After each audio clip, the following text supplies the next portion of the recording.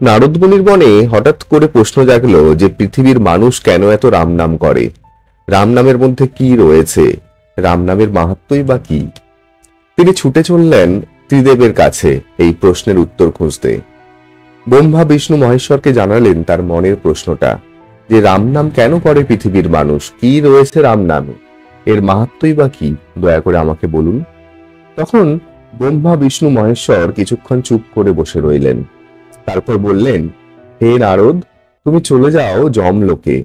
তুমি এই প্রশ্নটা যমরাজকে গিয়ে করো। তখন নারদ মুনি ছুটে চললেন যমলোকে এবং যমলোকে গিয়ে দেখলেন যমরাজা তখন নরকে পাপীদের শাস্তি বিধান করছেন। তখন নারদ মুনি সেই নরকে গিয়ে সেই পাপীদের দুর্দশার কথা নিজের চোখে দেখতে পেলেন। তারা কি কষ্ট ভোগ করছে, সবাই নরকের যন্ত্রণা ভোগ করছে।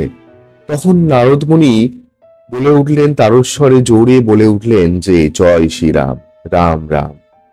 তার সেই ধ্বনিতে মুখরিত হয়ে উঠল নরক এবং নরকের পাপীগণ আস্তে আস্তে মুক্ত হয়ে গেলেন। তখন নারদ মুনি বুঝতে পারলেন রাম নামের কি মাহাত্ম্য এবং তিনি যমলোক থেকে রাম নাম করে চলে আসলেন এবং ব্রহ্মা বিষ্ণু মহেশ্বরকে প্রণাম করলেন এবং তিনি বুঝতে পারলেন রাম নামের মধ্যে কতটা শক্তি রয়েছে, কেন পৃথিবীর মানুষ রাম নাম করে।